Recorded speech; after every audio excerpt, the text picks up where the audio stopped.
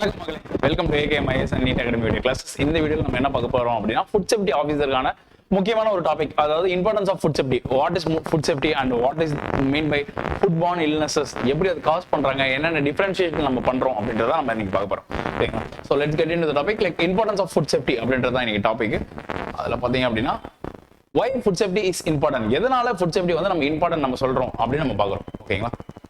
So அதுல பாத்தீங்க அப்படின்னா why food safety is important. First, reduce the food borne illnesses. முதல்ல உணவுகளால் உருவாகக்கூடிய, உணவுகள் மூலம் உருவாகக்கூடிய இல்ல உணவுகளால் உருவாகக்கூடிய அந்த உடல் உபாதைகளை இல்னஸஸை வந்து குறைக்கிறதுக்காக நம்ம ஃபுட் சேஃப்டி வந்து கண்டிப்பா தேவை அப்படின்றாங்க. Next, protect and enhance the business reputation leading to increase the profits of the food business operators. So as a food safety officer, ஒரு business operator கிட்ட நீங்க என்ன சொல்லுவீங்க அப்படின்னா, நீங்க வந்து ஒரு ப்ரொடெக்டிவா இல்ல இருக்கக்கூடிய ஒரு ஃபார் எக்ஸாம்பிள் கிளவுஸ் போட்டுக்கிட்டோ இல்ல வந்து ஹேர் பேண்ட் போட்டுக்கிட்டு நீங்க வந்து ஃபுட் சர்வ் பண்றப்போ வந்து தட் அட்ராக்ட்ஸ் தி கஸ்டமர், அவங்க வந்து ரொம்ப தூய்மையா இருக்காங்க அப்படின்பாங்க. அப்ப ரிப்பீட்டேட்டிவ் அவங்க திரும்ப வரதுக்கான வாய்ப்புகள் அதிகமா இருக்கு.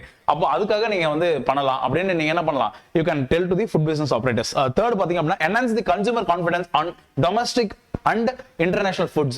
ஸோ இந்த வார்த்தை ரொம்ப முக்கியம். ஒரு டொமஸ்டிக் ஃபுட் அண்ட் இன்டர்நேஷனல் ஃபுட்டுக்காக இருக்கக்கூடிய அந்த கன்சூமருடைய கான்ஃபிடன்ஸ் வந்து இன்க்ரீஸ் பண்ணும். ஃபார் எக்ஸாம்பிள் இப்போ 44th செஸ் ஒலிம்பியாட் வந்து சென்னையில் நடந்துச்சு, மகாபலிபுரத்தில். நமக்கு எல்லாருக்குமே தெரியும். அதுல நிறைய இன்டர்நேஷனல் பிளேயர்ஸ் என்ன சொன்னாங்க அப்படின்னா, இந்தியன் ஃபுட் வந்து ரொம்ப சூப்பரா இருந்துச்சு அப்படின்பாங்க. அடையார் ஆனந்த பவன்ல போயிட்டு அந்த லைக் ட்ரையாங்கல் மாதிரி இருக்கக்கூடிய தோசையெல்லாம் உட்காந்து சாப்பிட்டுட்டு ரொம்ப அருமையா இருக்கு ஆஹா அப்படின்றாங்க. ஒருத்தர் வந்து டர்க்கிக்கு போயிட்டு அவர் சொல்றாரு, நான் வந்து திரும்ப நான் இந்தியாவுக்கு தான் போனோம் போல, அந்த அளவுக்கு எனக்கு ஃபுட்டு மேல பைத்தியம் ஆயிடுச்சு அப்படின்றாங்க. இன்னொருத்தர் ஸ்பெயின்ல இருந்து என்ன சொல்றாரு அப்படின்னா, எனக்கு வந்து சாப்பிட்டு போட்டு என்னை வந்து கொண்டுட்டாங்க, இங்க வந்து என்னால சாப்பிடவே முடியாம இருக்கிறேன், நான் என்னால வந்து அவங்க ஃபுட்டு அளவுக்கு நான் சாப்பிட்றேன், இப்போ அதிகமா எனக்கு சாப்பிட்ற மாதிரி இருக்கு அப்படின்ற அளவுக்குலாம் சொல்றாங்க. அப்போ அந்த குவாலிட்டியை இன்க்ரீஸ் பண்றது காரணம் என்ன, அந்த கான்ஃபிடன்ஸ் காரணம் ஃபுட் சேஃப்டி தான். ஃபோர்த் பாத்தீங்க அப்படின்னா reduce the food wastage and associated cost. நம்மளுடைய ஃபுட் சேஃப்டி மூலமாக நம்ம என்ன பண்ண முடியும், ஃபுட் வேஸ்ட்டை வந்து நம்ம குறைக்க முடியும். அண்ட் அசோசியேட்டட் காஸ்ட், அதன் மூலமாக இருக்கக்கூடிய அதை சார்ந்து இருக்கக்கூடிய செலவுகள். ஃபார் எக்ஸாம்பிள் ஒரு அன்ஹெல்தி ஃபுட்டு நீங்க வந்து விருப்பப்பட்டு சாப்பிட்டீங்க, அதனால உங்களுக்கு உடல் உபாதை ஏற்பட்டுச்சு, நல்லா நோய்பட்டுறீங்க, ஹாஸ்பிட்டல் வந்து ஹாஸ்பிட்டலைசேஷன் ஆகுறீங்க, உங்களுக்கு வேலை எடுக்கிறீங்க, ஒரு நாள் லீவ் எடுக்கிறீங்க, ஹாஸ்பிட்டல் செலவு, ஒரு நாள் வேலைக்கான லீவ் செலவு, நிறைய செலவுகள், மருந்து மாத்திரை செலவு அப்படிலாம் இருக்கும். புரியுதுங்களா? ஸோ இந்த மாதிரி செலவுகள்லாம் நம்ம குறைக்கலாம். எது மூலமாக, உணவு பாதுகாப்பு மூலமாக நம்ம குறைக்கலாம் அப்படின்றாங்க. ஓகேங்களா? அண்ட் நெக்ஸ்ட் பாத்தீங்க அப்படின்னா food borne diseases. Like what is mean by food borne diseases அப்படின்னு நம்ம பார்க்குறோம். ஃபுட் பார்ன் டிசீசஸ் அப்படின்னா ஏற்கனவே சொன்ன மாதிரி உணவுகள் மூலமாக பரவக்கூடிய நோய்கள், அதுதான். So food borne diseases include the wide spectrum of, வார்த்தை பாருங்க, wide spectrum of the illnesses and growing public health problem worldwide. இது வந்து ரொம்ப மிகப்பெரிய அளவில், உலக அளவில் வந்து மிகப்பெரிய அளவில் ஒரு பார்க்கக்கூடிய ஒரு விஷயமா இருக்கு அப்படின்றாங்க. And food borne diseases is a problem in both the developing and the developed countries. ரெண்டு பேருக்குமே பாத்தீங்க, developed countries and developing countries, வளரும் நாடுகள் மற்றும் வளர்ந்துட்டு இருக்கக்கூடிய நாடுகள், எல்லா நாடுகளிலுமே இந்த உணவின் மூலமாக வரக்கூடிய நோய்கள் வந்து முக்கிய பங்காற்றுது அப்படின்றாங்க. they are caused by the injections of foodstuffs contaminated with the microorganisms. So உணவில் இருக்கக்கூடிய நுண்கிருமிகளால் மூலமாக இந்த நோய் வரலாம், அல்லது கெமிக்கல்ஸ், அதில் இருக்கக்கூடிய கெமிக்கல் மூலமாக, வேதிப்பொருட்கள் மூலமாக வரலாம். The contamination of the food may occur at any stage in the process from food production to the consumption. இது வந்து எந்த ஸ்டேஜ்ல வேணா நடக்கலாம். புரியுதுங்களா? கடைசியா நீங்க வந்து அந்த சாப்பாடு கொண்டு வர தட்டுல இருந்து நோய் வரலாம், இல்ல ஆரம்பத்தில் இருக்கக்கூடிய ஒரு உணவு தயாரிக்கக்கூடிய இடத்துல இருந்து வரலாம், இல்ல அக்ரிகல்ச்சர் பிராக்டிசஸ், காய்கறி உற்பத்தி பண்ணக்கூடிய அந்த இடங்கள்ல இருந்து கூட வரலாம். அப்போ எந்த இடங்கள் அந்த செயின்ல வந்து அந்த உணவு சங்கிலில எந்த ஒரு இடத்துலனாலும் இது ஏற்படுறதுக்கான வாய்ப்புகள் இருக்கு அப்படின்றாங்க. அந்த ரிசல்ட் பாத்தீங்க அப்படின்னா and can result from the environmental contamination including pollution of water, soil, air. So environmental contamination இருந்து நமக்கு உணவுல ஏற்படக்கூடிய நோய்கள் வரதுக்கான வாய்ப்புகள் இருக்கு அப்படின்னு நம்ம சொல்றாங்க. ஸோ இதுதான் நம்ம பார்க்கக்கூடியது, எப்படி வந்து உணவின் மூலமாக நோய்கள் பரவுது அப்படின்னு நம்ம பார்க்கறோம். அடுத்து, symptoms occur may vary very quickly.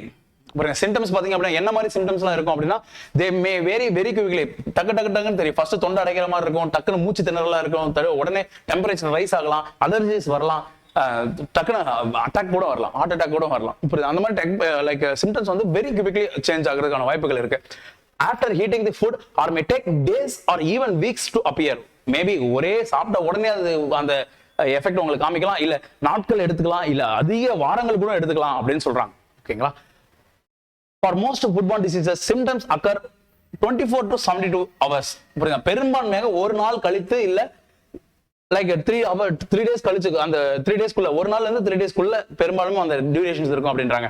After the food has been eaten, foodborne diseases can lead to long-term health problems.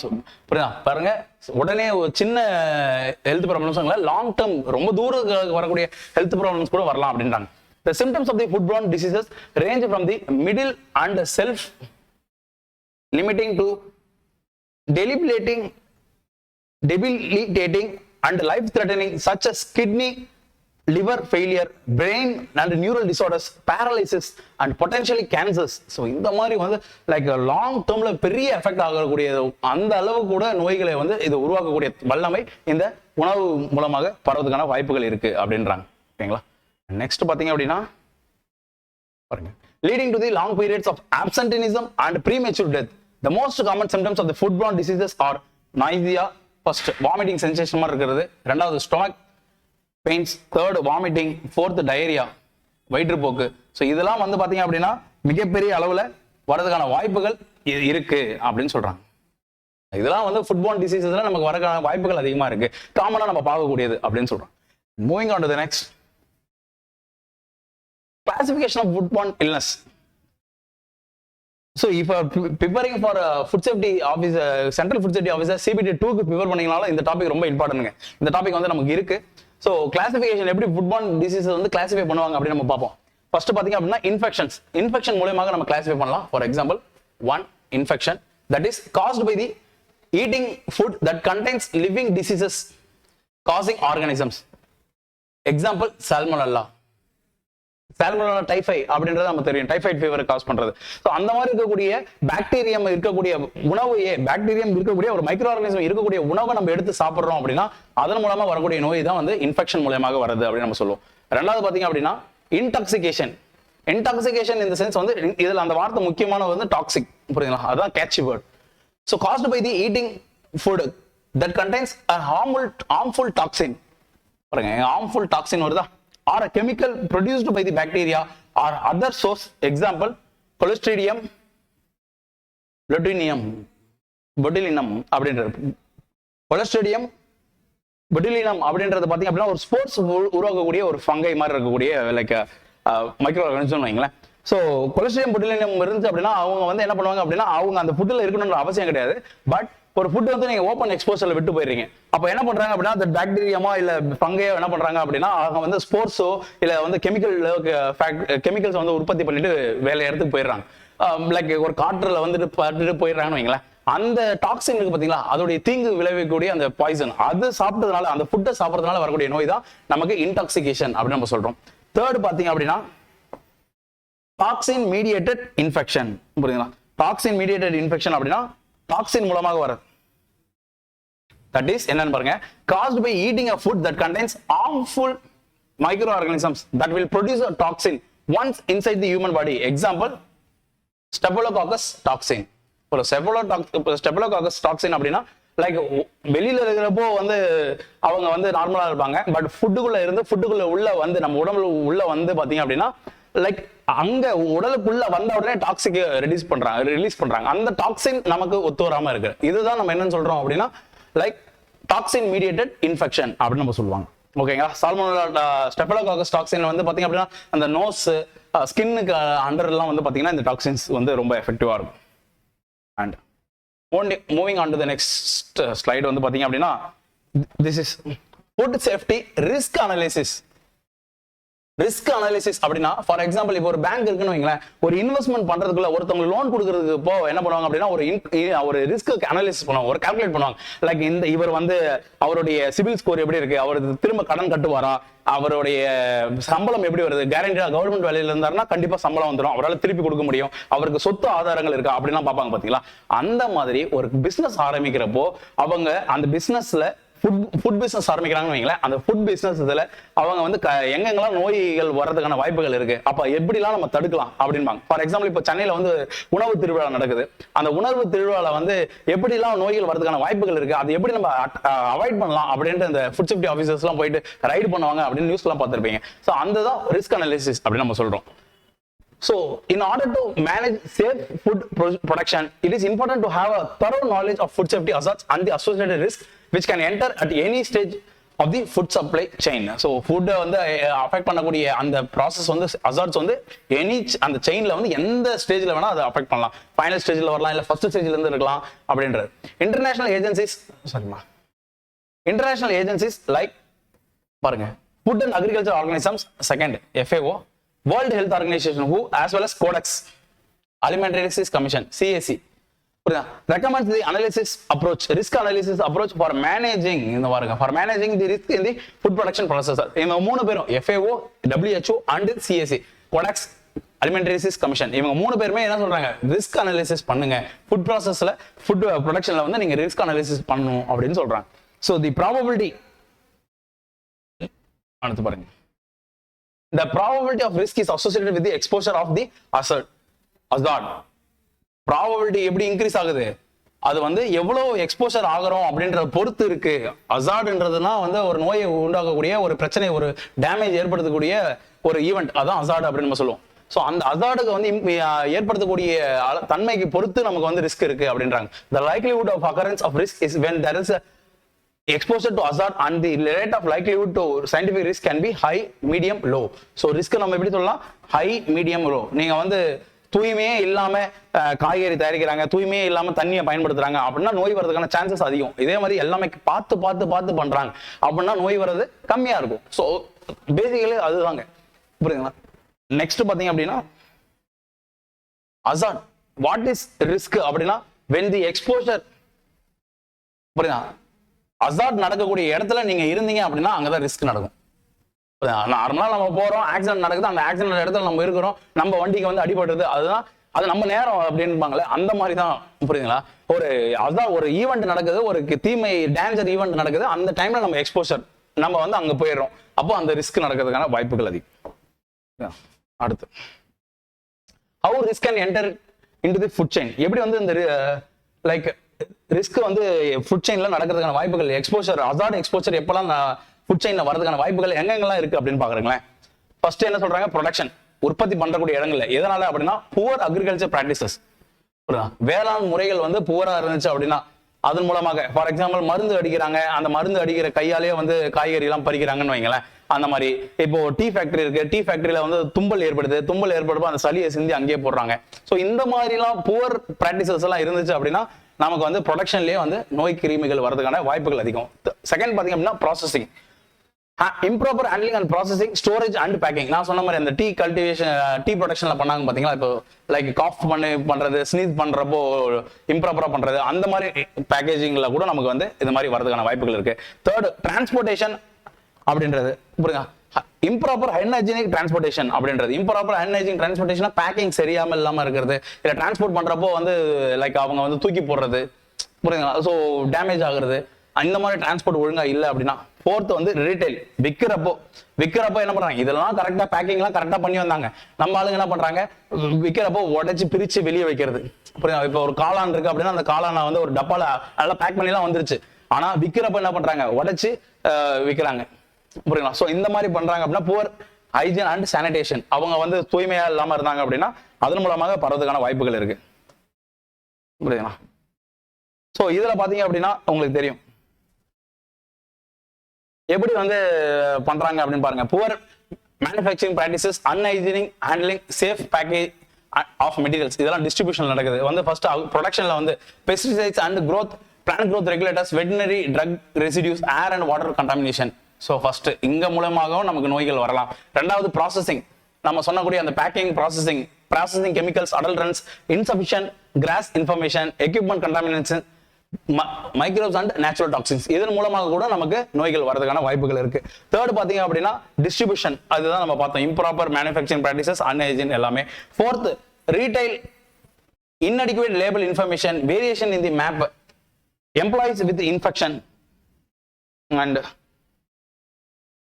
பாருங்க எம்ப்ளாயிஸ் வித் இன்ஃபெக்ஷன்ஸ் அண்ட் ரெஸ்டாரண்ட்ல பாத்தீங்க அப்படின்னா அன்ஹைஜீனிக் ஹேண்டலிங், எம்ப்ளாயிஸ் இன்ஃபெக்ஷன்ஸ், இந்த மாதிரி கன்சியூமர் குக்கிங் பண்றப்போ அன்ஹைஜீனா இருக்கிறது, ஹோம் குக்கிங் ரெஸ்டாரண்ட்ல வாங்குறப்போ, ஸோ இந்த மாதிரி ஹோட்டல்ஸ் சாப்பிட்றப்போ இங்க கூட நமக்கு நோய் வரதுக்கான வாய்ப்புகள் அதிகமா இருக்கு அப்படின்னு சொல்றாங்க. ஸோ இதன் மூலமாக நமக்கு ரிஸ்க் எக்ஸ்போசர் வந்து இருக்கிறதுக்கான வாய்ப்புகள் இருக்கு. ஓகேங்களா, next food hazards the biggest threat to food safety. Food hazard தான் பிக்கஸ்ட் த்ரெட். எப்படி அப்படின்னு பாருங்க. Hazards is defined as the chemical or biological or chemical or physical agent, ஏதாவது ஒரு மூலமாக. எக்ஸாம்பிள், ஸோ எனி பயாலஜிக்கலா இருக்கலாம், கெமிக்கலா இருக்கலாம், பிசிக்கலா இருக்கலாம், எனி மீன்ஸ் வந்து அந்த பிசிக்கல் ஏஜென்டா இருக்கலாம். அவங்க வந்து in a food or a condition of the food with the potential to cause the adverse effect. அவங்க இருக்கக்கூடிய அந்த பொருள் வந்து பொட்டன்ஷியல், அதுக்கு வந்து நோயை ஏற்படுத்தக்கூடிய இல்ல மிகப்பெரிய அளவில் தாக்கத்தை ஏற்படுத்தக்கூடிய ஒரு தன்மை இருந்துச்சு அப்படின்னா அதான் நம்ம என்ன சொல்றோம், அசார்ட் அப்படின்னு சொல்றோம். அந்த அசார்ட்ஸ் வந்து நம்ம 3 டைப்ஸா கிளாசிஃபை பண்றோம். என்னென்ன அப்படின்னு பாத்தீங்க அப்படின்னா, first biological hazard, second physical hazard, third chemical hazard. ஓகேங்களா, சோ அது என்னென்ன அப்படின்றத டெஃபினிஷன் நம்ம பார்க்கலாம். நெக்ஸ்ட் பாருங்க, பயாலஜிக்கல் அசார்ட் அப்படின்னா என்னன்னு பாருங்க. Biological hazard means like it is are living organisms including the microbiological organisms. First microbiological organisms, second bacteria, third viruses and fourth fungi, parasites. இது எல்லாமே பாத்தீங்க அப்படின்னா நம்ம என்னன்னு சொல்லலாம், biological hazards அப்படின்னு சொல்லலாம். செகண்ட் பாத்தீங்க அப்படின்னா physical hazard. Physical hazard அப்படின்னா physical material not normally found and which causes the illness or injury. For example, the physical hazards include glass, woods, stone, food like bone and metal. ஒரு phone வந்து நீங்க சாப்பிடுறப்ப பல்லு குத்தி கிழிச்சிருது, இல்ல போய் உள்ள போய் மாட்டிக்கிறது, அதன் மூலமாக இருக்கலாம். இல்ல வந்து ஒரு ஸ்டாப்லர் பென் வந்து ஒரு பேக் பண்றீங்க, ஒரு ஸ்வீட் வந்து பேக் பண்ணி கொடுக்குறாங்க ஸ்டாப்லர் பென்ல, அதை நீங்க பிரிக்காம உள்ள உழுந்துருது, அது தெரியாம நீங்க சாப்பிட்றீங்க, அது போய் நம்ம ஃபுட் பைப்பை அஃபெக்ட் பண்ணலாம். ஸோ இதெல்லாம் பிசிக்கல் அசார்ட். ஓகேங்களா, தேர்ட் வந்து பாத்தீங்க அப்படின்னா கெமிக்கல் அசார்ட்ஸ், வேதிப்பொருட்கள் மூலமாக வர்றது. It is categorised into 2 categories. 2 வகையா பிரிக்கிறாங்க. Naturally occurring poisonous substances and chemicals are deleterious substances. First வந்து நேச்சுரலா ஏற்கனவே உணவுல இருக்கிறது, ரெண்டாவது கெமிக்கல் நம்ம ஆட் பண்றப்ப, நம்ம கெமிக்கல் ப்ராடக்ட்ஸ் எதனா யூஸ் பண்றப்போ அதனால வரக்கூடிய நோய்கள். ஃபர்ஸ்ட் பாத்தீங்க அப்படின்னா the first group covers natural constituents of foods that are not the result of the environmental, agricultural, industrial or contamination. Examples being aflatoxin, shellfish poison. இதெல்லாம் வந்து இதெல்லாம் சாப்பிடக்கூடாது அப்படின்பாங்க, அதை நம்ம தெரியாம சாப்பிட்றோம், அதனால வரக்கூடிய நோய்கள், அதான் கெமிக்கல் சப்ஸ்டன்சஸ் வரதால. செகண்ட் பாத்தீங்க அப்படின்னா other group covers poisonous chemicals or deleterious substances which are intentionally or unintentionally added to the food at some point in the production chain. Examples pesticides, fungicides as well as lubricants and cleaners. புரியுதா, இந்த நாடகங்கள்லாம் பார்ப்பீங்க, புரியுதா, மாமியார் மருமகள் சண்டை, அந்த மாதிரி வந்து சாப்பாடுல வேணுமே ஊத்துறது, அந்த கருவை கலைக்கிறது, அந்த மாதிரி எல்லாம் வந்து ஒரு வாரமா இழுப்பாங்க பாத்தீங்களா, அந்த மாதிரி வேணுமே கலக்கிறது, இல்ல இன்டென்ஷனா இல்ல நான் இன்டென்ஷனா தட்டி விட்டு கீழே விழுறது, சோ அந்த மாதிரி எல்லாம் பண்றது. ஓகேங்களா, okay. This diagram illustrates the examples of the hazardous in each of the hazardous categories. என்னென்ன டயகிராம்ஸ் அப்படின்னு பாருங்க. ஃபர்ஸ்ட் பயாலஜிக்கல்ல வந்து நம்ம என்னென்ன சொல்றோம், லைக் இதெல்லாம் bacteria, viruses, fungi, algae and parasites. Second கெமிக்கல்ல வந்து பாத்தீங்கன்னா chemical pesticides, solvents and lubricants, food additives, animal antibiotics, heavy metal, naturally occurring chemicals. Third பிசிக்கல்ல பாத்தீங்க அப்படின்னா glass, pest, vegetable and minerals, matter, plastic, இது எல்லாமே பிசிக்கல்ல வரும். ஸோ ஓகேங்களா, இதுதான் நம்ம வந்து 3 டைப்ஸ் ஆஃப் ஹசார்ட் கிளாசிபிகேஷன் அப்படின்னு நம்ம சொல்றோம். அண்ட் அடுத்து பாத்தீங்க அப்படின்னா கெஸ் தி ஆன்சர், முடிஞ்சா தொட்டுப்பார் அப்படின்றத நம்ம வைக்கிறோம். அதுல என்ன சொல்றாங்க அப்படின்னா the foodborne illnesses caused by eating a food that contains harmful microorganisms. நல்லா பாருங்க, harmful microorganisms இருக்கும் that will produce a toxin once inside the harmful body, inside the human body. ஒரு human bodyக்குள்ள ஏற்படுத்தக்கூடிய ஒரு நோயை ஏற்படுத்தக்கூடிய micro organisms. Option infection, option B intoxication, option C toxin mediated infection, option D physical hazard. So என்ன answer அப்படின்றத நீங்க கமெண்ட்ல சொல்லுங்க. And if it is correct answer will upload you. Thank you so much people, thank you for வாட்சிங். உங்களுக்கு study materials, class videos and test series எல்லாம் வேணும் அப்படின்னு நீங்க நினைச்சீங்க அப்படின்னா you could call us at 9600111339. இந்த நம்பருக்கு நீங்க கால் பண்ணீங்க அப்படின்னா எங்க எக்ஸிக்யூட்டிவ் உங்களுக்கு ஆன்சர் பண்ணுவாங்க. ஆர் அந்த நம்பரை விட்டுட்டா வேற நம்பர் இருக்கா அப்படின்னா 88 38-107-804. இந்த நம்பருக்கு அழைச்சாலும் அவர் executives will answer your call. ஓகேங்களா? Thank you so much people. Thank you.